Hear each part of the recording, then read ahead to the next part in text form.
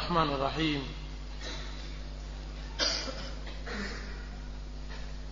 إن الحمد لله نحمده ونستعينه ونستغفره ونعوذ بالله من شرور أنفسنا ومن سيئات أعمالنا من يهده الله فلا مضل له ومن يضلل فلا هادي له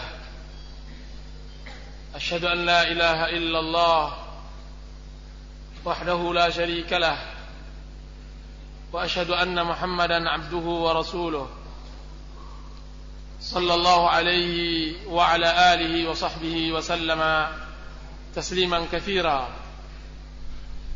يا أيها الذين آمنوا اتقوا الله حق تقاته ولا تموتن إلا وأنتم مسلمون يا أيها الناس اتقوا ربكم الذي خلقكم من نفس واحدة وخلق منها زوجها وبث منهما رجالا كثيرا ونساء واتقوا الله الذي تساءلون به والأرحام إن الله كان عليكم رقيبا أما بعد فإن أصدق الحديث كلام الله وخير الهدي هدي محمد صلى الله عليه وسلم وشر الأمور محدثاتها وكل محدثة بدعة وكل بدعة ضلالة وكل ضلالة في النار. Kaum muslimin dan muslimat, para ikhwan dan akhwat fid din, rahimini wa rahimakumullah. Assalamualaikum warahmatullahi wabarakatuh.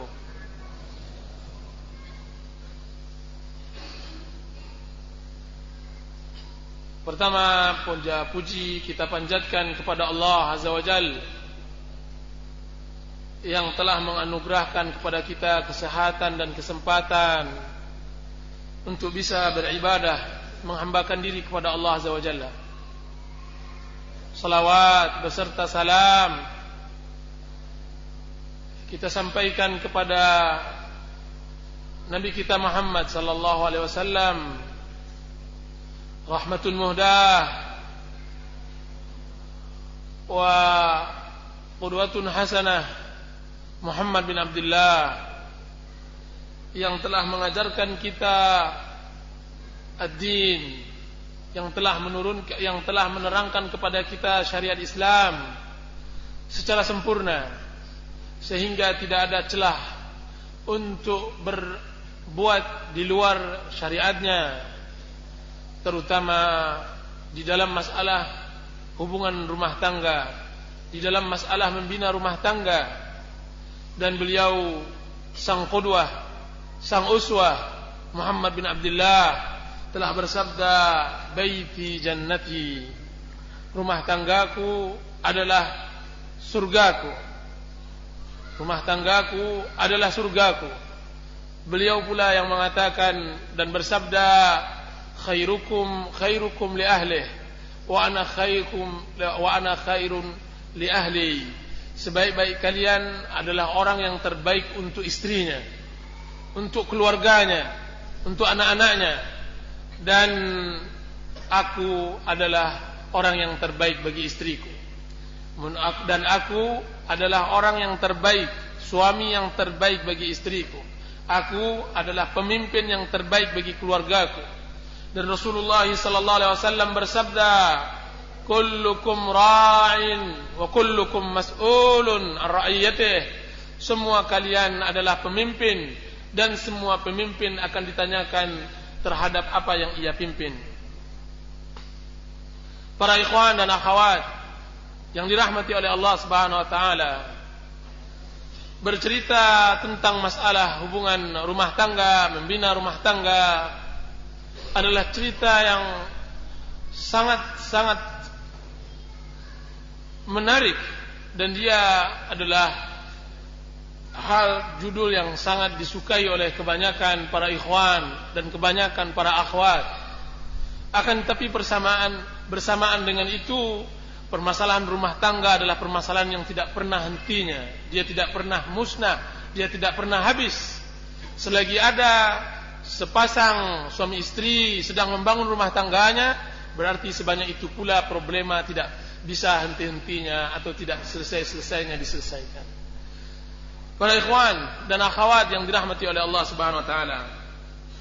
Allah Subhanahu wa taala berfirman, "Wa min ayatihi an khalaqa lakum min anfusikum azwaja litaskunu ilaiha wa ja'ala bainakum mawaddatan wa rahmah inna fi dzalika laayatin liqaumin yatafakkarun."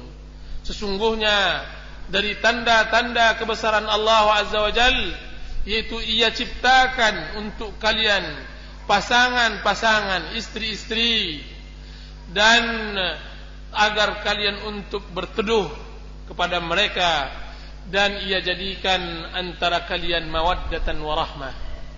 Mawaddatan wa rahmah. Allah ciptakan manusia, Allah ciptakan mereka berpasang-pasangan, Allah berikan sang istri sebagai tempat berlindung, tempat berteduh, tempat nyaman bagi sang suami, dan kemudian tempat teduh tersebut Allah limpahkan kasih sayang, rahmat, mawaddah dan cinta antara suami istri tersebut. Wa min fi dzalika inna fi dzalika laayatin liqaumin yatafakkarun. Sesungguhnya itu adalah tanda-tanda bagi kaum yang berfikir. Adapun kajian kita pada kesempatan kali ini adalah kajian yang saya beri judul dengan buhul cinta. Buhul cinta, kiat melestarikan cinta pasangan suami istri hingga ke surga. Apa yang dimaksud dengan buhul? Dan apa yang dimaksud dengan cinta? Karena dia dari kata buhul dan cinta. Yang saya maksud dengan buhul, yang pertama adalah ikatan. Maksudnya diikat cinta tersebut di bawah ketaatan kepada Allah Azza wa Jalla. Sebagaimana yang dikatakan oleh pepatah, mengebat erat-erat, membuhul mati-mati. Itu mengikat kuat dan membuhul sampai mati, mengikatnya dengan sampai mati. Jadi yang saya maksud dengan buhul cinta adalah sesuatu yang dijadikan pengikat dan perekat cinta antara dua pasang kekasih, sebagaimana ia bermakna juga yang kedua bermakna buhul jimat, yang dapat mengekalkan kasih sayang di atas ketaatan kepada Allah Azza wa Jalla. Dan yang kita maksud dengan cinta, dia adalah kasih sayang antara suami istri. Dia adalah mawaddah dan rahmah yang ada di dalam surat Ar-Rum, bukan cinta yang lainnya, karena tidak ada yang halal dari perkara cinta kecuali percintaan di atas pernikahan. Rasulullah SAW bersabda, "Ma ra'aitu mithlal mutahabbaini mithlun nikah." Ma ra'aitu mithlal mutahabbaini mithlun nikah. Aku tidak melihat dua sepasang sejoli yang saling mencintai lebih baik daripada pertemuan mereka di dalam pernikahan. Kajian ini saya peruntukkan untuk setiap suami atau istri yang mengharapkan berkibarnya bendera kasih sayang dalam rumah tangga mereka. Saya peruntukkan untuk suami atau istri yang hendak berbahagia atau yang mereka sedang berbahagia dalam rumah tangganya dan berharap kebahagiaan tersebut langgeng dalam rumah tangganya. Kajian ini saya peruntukkan untuk suami atau istri yang ingin meletakkan bunga-bunga kebahagiaan di dalam rumah tangganya, yang ingin melestarikan, yang ingin menjadikan setengah hidupnya surga. Surat ini atau risalah ini saya peruntukkan untuk setiap suami atau istri yang mendapatkan tembok yang tinggi yang menghalangi komunikasi antara mereka berdua. Para ikhwan dan akhwat yang dirahmati oleh Allah Azza wa Jalla, kenapa kita bahas permasalahan ini? Kita membahas permasalahan ini karena dia adalah hal yang terpenting dari kebahagiaan manusia. Dan kita sangat mengerti bahwa din Islam diutus oleh Allah Subhanahu wa taala, dikirim oleh Allah Azza wa Jalla, tidak lain dan tidak bukan untuk membahagiakan kita. Allah Subhanahu wa taala fasilitasi hidup kita untuk kita berbahagia. Anda hidup untuk berbahagia, bukan untuk sengsara. Jika seandainya pernikahan, jika seandainya mempunyai anak dan keturunan, jika seandainya sebuah rumah tangga akan mendatangkan kesengsaraan, berarti perhatikan ada yang salah di dalam caranya. Berarti mesti ada yang salah. Anda untuk bisa membangun rumah tangga untuk tersenyum, bukan untuk mengerutkan kening. Anda membangun rumah tangga untuk bisa cerah wajah, bukan untuk muram durja. Para ikhwan, sesungguhnya Rasulullah SAW telah mengatakan, baiti jannati, rumah tanggaku adalah surgaku. Nah, seorang muslim jelas menjadikan Rasulullah SAW sebagai uswah dan qudwahnya. Sudahkah kita membahagiakan rumah tangga kita? Sudahkah kita bergandeng tangan dengan sang istri yang kita cintai sehidup dan semati, kemudian di belakangnya anak-anak menuju jalan siratal mustaqim, menghambakan diri kepada Allah Azza wa Jalla sebagai hamba yang bisa berbahagia di dalam ketaatan? Ini pertanyaannya. Di saat satu sisi kita lihat bagaimana keadaan banyak rumah tangga kaum muslimin, rumah tangga yang tidak dibangun dari di atas tujuan yang benar, tidak dibangun di atas pondasi yang kokoh, sehingga terjadilah pertikaian-pertikaian, terjadi kurangnya komunikasi antara suami istri yang mengantarkannya kepada rutinitas yang membosankan. Seorang suami yang datang ke rumahnya, kemudian apa yang ia katakan, sesungguhnya tidak ada yang membosankanku kecuali ketika melangkah dalam rumah. Seorang istri yang ia tidak suka adalah melihat wajah suaminya. Subhanallah, apa kebahagiaan bagi seorang muslim dan muslimah jika seandainya melihat wajah suami, jika seandainya melihat wajah istri adalah sesuatu yang menyusahkan. Padahal Rasulullah SAW menyebutkan seorang wanita salihah, yaitu di antara cirinya, iza ra'aitaha sarrat, jika seandainya engkau melihatnya, maka akan memberikan kebahagiaan kepadamu. Subhanallahal azim. Dan ini, kajian ini kita sampaikan juga karena banyaknya keluhan-keluhan yang datang, yang sampai ke telinga-telinga kita. Kiranya yang beragama, yang cara beragama masih sebatas salat, masih sebatas puasa, masih sebatas i'tikaf, akan tetapi akhlak, akan tetapi bermuamalah, jangankan dengan masyarakat, dengan istri sendiri dan anak-anak masih perlu dipertanyakan untuk kalangan kita. Para ikhwan, ini adalah introspeksi diri, ini adalah muhasabah, ini bukan celaan, dan ini bukan cemeehan, dan ini bukan untuk menuk dan menalahkan, akan tetapi ini adalah muhasabah diri. Bisakah Anda berbahagia berhidup bersama keluarga Anda, bersama dengan pasangan hidup Anda yang Allah Subhanahu wa taala telah takdirkan? Anda jangan berharap-harap muluk, karena sebagaimana harta telah ditentukan untuk Anda, maka pasangan juga telah ditentukan untuk Anda. Bisakah Anda berbahagia dengan harta? Bisakah Anda berbahagia dengan pasangan tersebut? Bisakah Anda bisa berbahagia dengan lingkungan dan semacamnya? Ini pertanyaan. Dan ini, jika seandainya kita membuka permasalahan ini, maka permasalahan di luar kita adalah permasalahan yang jauh lebih hebat, jauh lebih rusak, jauh lebih kacau. Demi Allah, hampir setiap minggu datang ke rumah kita sepasang suami istri ingin menyelesaikan perkaranya sesuai dengan tuntunan syariat. Ujung-ujungnya apa? Mereka tidak mengenal tentang hak dan kewajiban. Mereka tidak mengerti apa yang harus diperbuat oleh seorang suami dan seorang istri. Taunya tentang masalah cinta yang sering didengung-dengungkan, sering mereka dengar dari nyanyian-nyanyian yang haram, dari cerita-cerita yang rendah, yang tidak berarti. Akan tetapi mana cinta yang agung, mana cinta yang mulia? Ini yang harus kita pahami di dalam kajian yang seperti ini.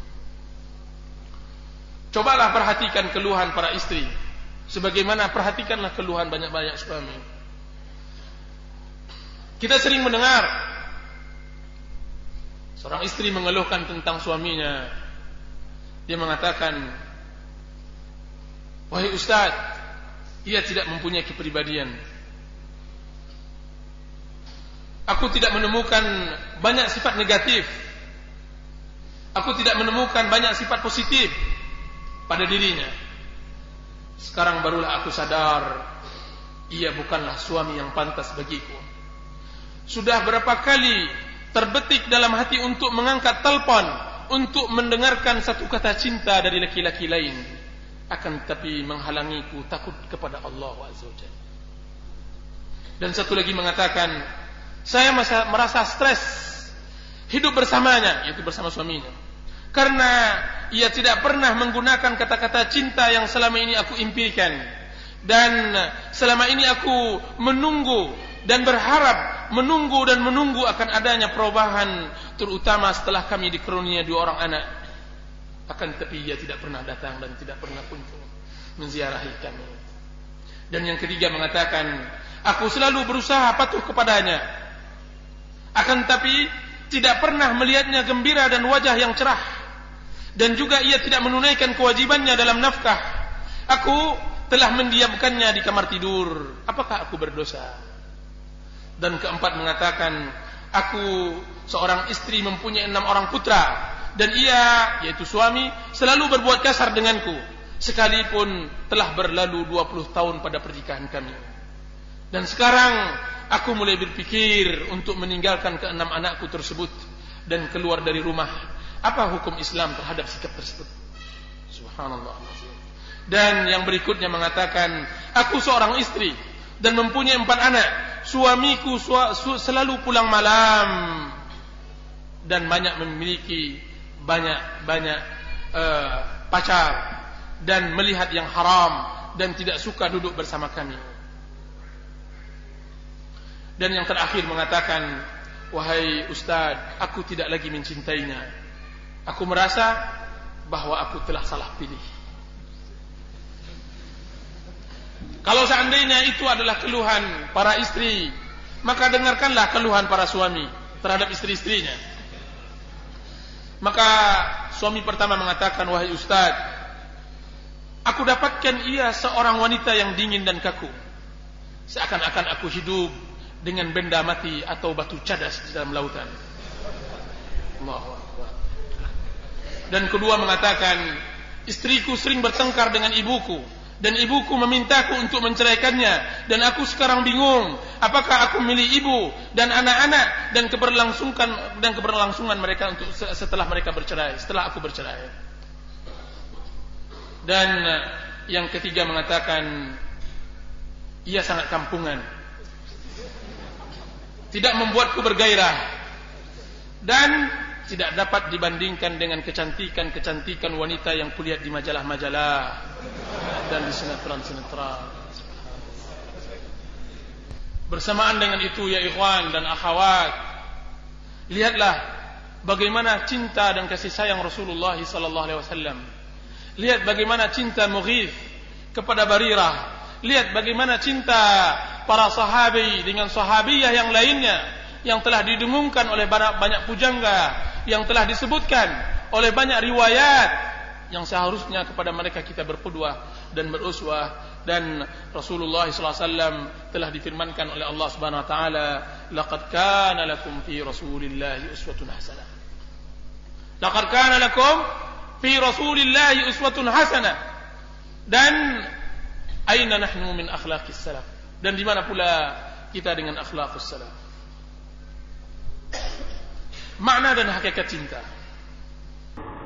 Cinta dalam bahasa Arab disebut juga dengan mahabbah. Ketika ikatan makna dalam pemahaman mereka kuat, tentu penyebutan di dalam lisan, di dalam bahasa Arab itu sangat banyak. Sesungguhnya di dalam bahasa Arab kata sinonim cinta itu lebih dari 60 mufradat, 60 kata.